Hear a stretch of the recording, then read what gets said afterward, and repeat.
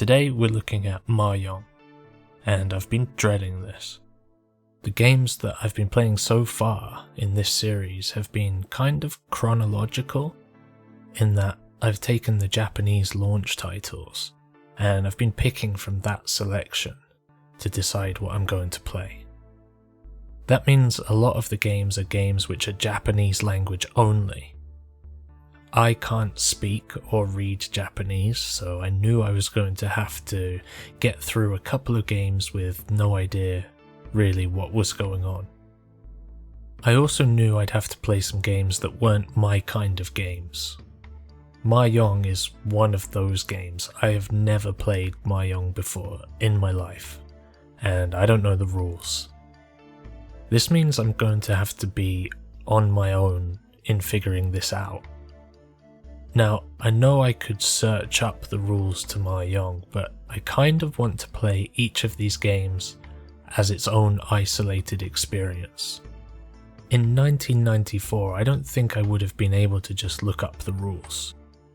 If I had this game then, I would have had to just figure it out based on whatever the game was giving to me.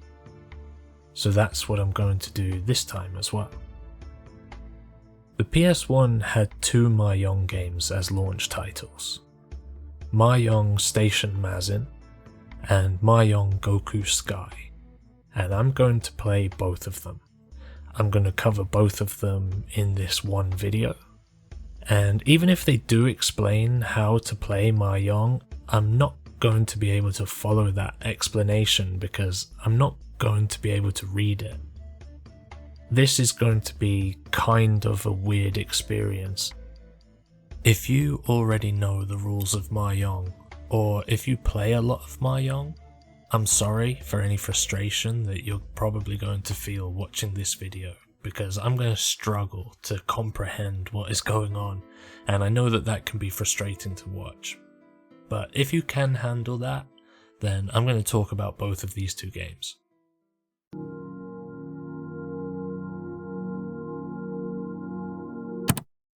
Without knowing anything about either of them, I just had to pick one to start, and the one that I started with was Mahjong Station Mazin. This was developed by a company called Chat Noir, who had been developing games since way back in the 80s. They were well known for their Mahjong games. That's kind of what they did. If you look at their releases, it's a lot of Mahjong games on a lot of different consoles. Straight away, this game really hit me with its presentation. I don't know why I thought I would get a chill and relaxing game, but what I got was something else completely.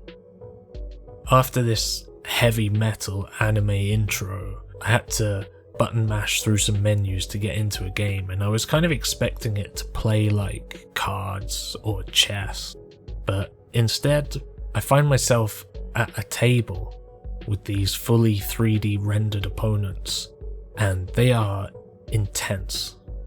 Look at this.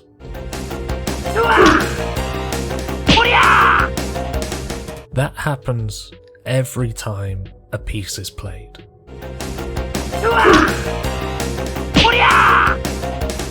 Every single time. This is like the Tekken of Mahjong games. It's the 90s. Everything is in your face. And this game lives up to that. Now, I said at the beginning, I didn't know the rules for Mahjong going into this, and I am going to have to figure that out. But here are some assumptions that I have going in.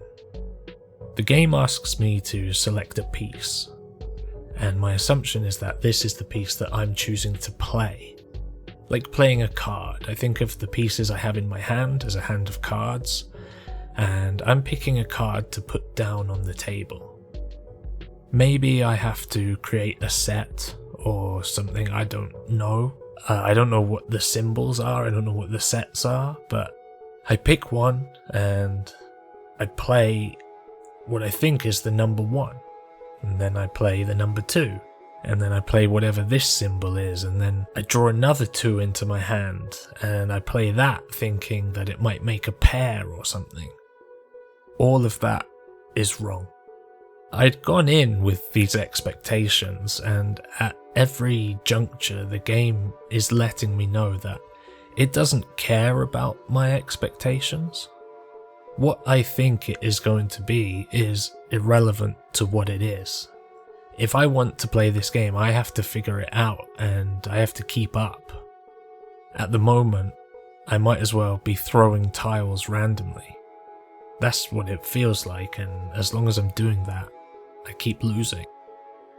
But then something happens. I don't know what it is. I don't know what I did, but my opponent plays a tile, and the game says to me whatever this says, and I think it's asking if I want to take the tile. So I do, and as I do, a bunch of tiles from my own hand disappear, and they're all set aside, and I just stare at the screen for a minute while my tiny brain cells struggle to understand what just happened. I think I figure it out. I'm playing the game backwards. You don't play your tiles out onto the table to create a set. The set is created in your hand. The tiles that you throw out onto the table are ones that you are throwing away. They're gone, and you can't interact with them anymore. They don't do anything.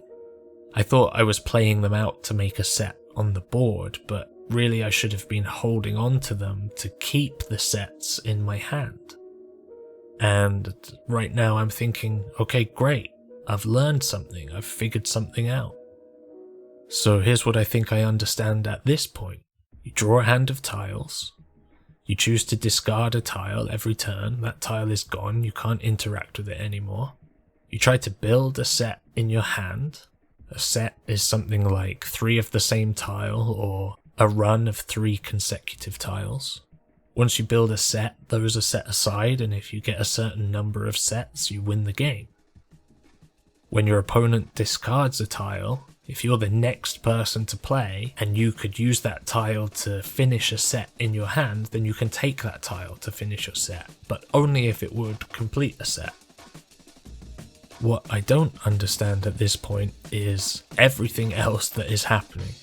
For instance, when someone wins a round, it isn't everyone that loses, or not every time. Sometimes everyone loses, and sometimes only one person loses.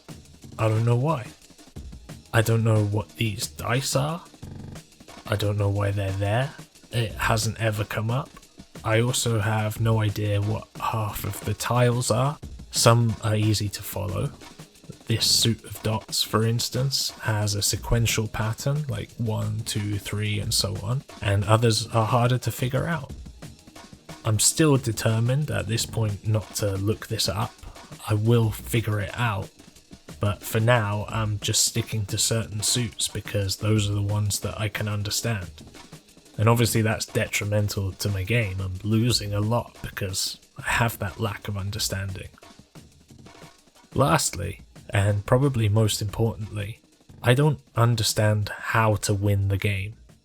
Making sets doesn't seem to be enough. There are times when I have 4 sets set aside, and that's more than anyone else at the table, but out of nowhere someone else will just win, and it's frustrating to me that I can't figure out why that happens. There's an episode of The Simpsons where Lisa is trying to figure out the puzzle on the side of a ready meal box, and she just cannot figure it out. Everyone else gets it, even Ralph Wiggum gets it, but Lisa can't figure it out. Except when the episode ends, of course, Lisa does finally figure it out. I'm not there. I'm still stuck. There are 69 Mahjong games that were released on the PS1. I don't know if I'll be able to source all of them, but if I'm playing every PlayStation game, then I'm going to have to play through somewhere around 69 Mahjong games. That's gonna suck if I can't figure out how to win. At this point, I'm getting kind of tired of the shouting and slamming, this over-the-top presentation of Mahjong Station Mazin. And I haven't even come close to finishing a game. Every game is slow because you have to sit through this sequence of animations just to see one tile placed down on the board.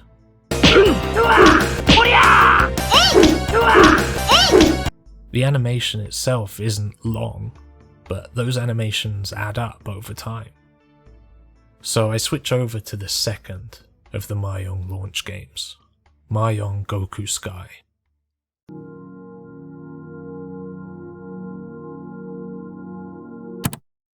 Goku Sky was developed by a company called Chat Noir, who you might recognise as also being the developer of Station Mazin.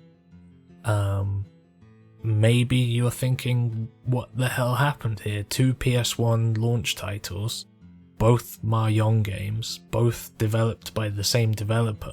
Who asked for that?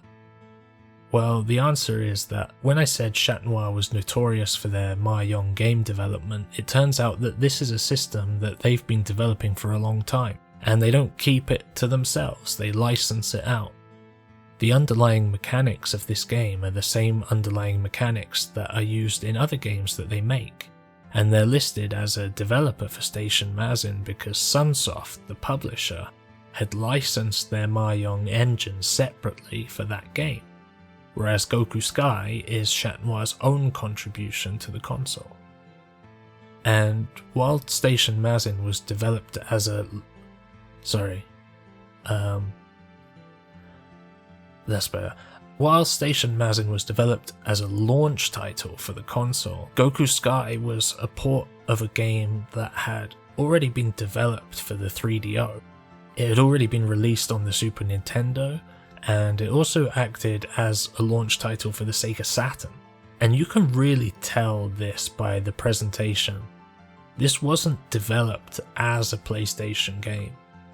Station Mazin has all these 3D models and attempts to make use of the PS1 hardware, whereas Goku Sky, just look at the resolution of the tiles that you play with.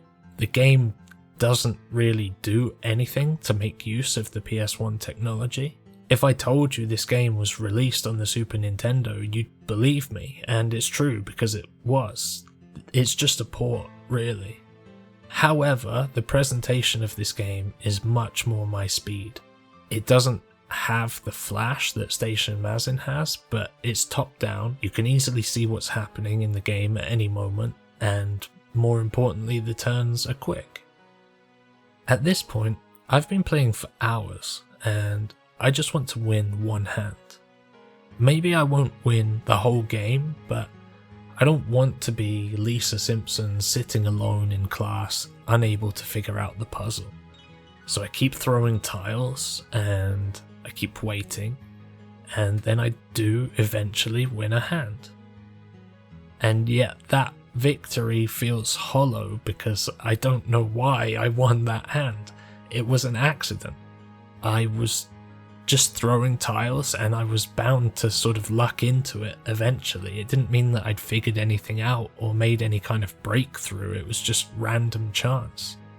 Also, things were happening in Goku Sky that added additional complications to my game. Things that I hadn't seen happen in Station Mazin.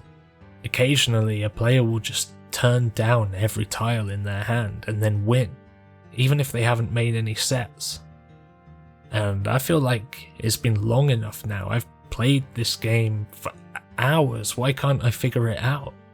I'm making 2, 3, 4 sets in a game and still not winning, and yet my opponents are winning with fewer sets, sometimes even no sets. Do sets even matter? I don't know. I don't know what's happening. And I'm not going to know. The episode is going to end, and the credits are going to roll, and I haven't figured it out. My life isn't a TV show. This isn't a narrative. I'm not gonna have a Dr. House style epiphany where suddenly something clicks. Or at least, I'm not gonna have it yet. There are 69 Mahjong games on the PS1. This isn't the end. My time might be over with Station Mazin and Goku Sky, but my time isn't finished with the game Mahjong. There's going to be more. There's probably going to be a lot more. So really, I'm just leaving myself something for the future. Or at least I can convince myself that that's the case, so I can sleep easier. But for now, let's finish talking about these presentations of the game. Goku Sky is fine. It looks fine, it has its own unique style, it has this journey to the west aesthetic, it's doing its own thing. But after a while, I did end up bouncing back to Station Mazin because I wanted to play as much of both games as I could in order to feel like I was being fair to both of them. The first time around, I'd button mashed through the menu trying to get into a game, but this time I tried something different, and I found a version of the game that runs the same as Goku Sky. Top down, no fluff, fast turns. And that makes sense because it's the same game engine, it's Chat Noir's Mahjong game engine. It didn't help me win any games, but it was nice to see that it provided this as an option. I'd be tempted to say that with this feature it makes Station Mazin the much better game. But Goku Sky does have other things that work in its favour. The controls are much better in Goku Sky. In Station Mazin, I'd miss the opportunity to take an opponent's tile all the time because I'd press X or circle on the controller thinking that either of those would be a confirmation, but they're both a cancel. The actual button that you need to press is down on the D-pad, which is not really intuitive. Station Mazin is more like arcade Mahjong, whereas Goku Sky has a campaign with, I think, a storyline, though I couldn't read any of it. They both do things differently, and they both have their own pros and cons. Having played all that I'm going to play for now of each of these games, I don't feel like I'm coming away from this with a good idea about either one being better than the other. And when I think about the reason for this, it's kind of obvious. They're both just paint jobs. The underlying game, Mahjong, is a game that has existed since the 19th century.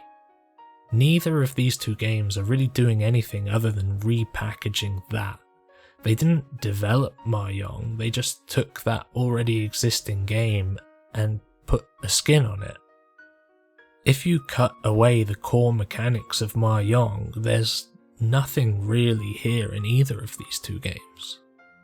I've come to kind of like Mahjong, I'm starting to enjoy it, and I'm enjoying the puzzle of trying to figure it out, but I can't credit any of that enjoyment to either of these games because neither of them invented it.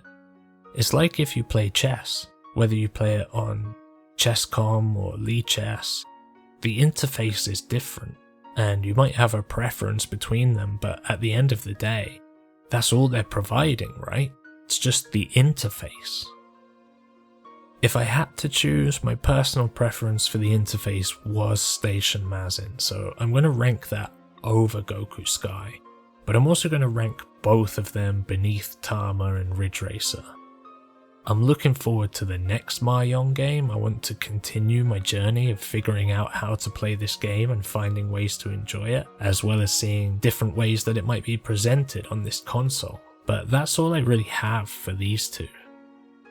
So that's it, that's the end of the video, but if you will hang here for just 2 minutes, I'd like to talk about what's coming up in future videos. I'm playing through every PlayStation game that was released that I have been able to source, but I'm not necessarily playing through them in exact release date order. What I've been doing so far is taking the first month of releases, December 1994, and I've been picking from that pool of games. I think I'll probably keep doing that for a while. The next one that I want to play is probably Parodius or Kingsfield, or maybe Motortoon Grand Prix, but I might skip some games if I struggle to source them, and I might skip some games if I want more time to think about what I'm going to say that's interesting about them. I actually already finished playing through Crime Crackers, but I can't really think of anything interesting that I want to say about it in a video just yet, so I'm shelving it and I'm moving on, and I will come back to it later. And I might do that for other games as well. Equally, if I feel like it, I might just play a game that I like, or for any other reason, just to break up the chronology. The challenge for me is to play all of the games, not necessarily in release order, and if I play through a stretch of games that I don't really enjoy, I might just give myself one for free. So that's what's coming up. If you aren't subscribed, it would be really cool if you did. I'm a small channel. My videos get like 20 views. Just getting a few extra views really does make a difference to me.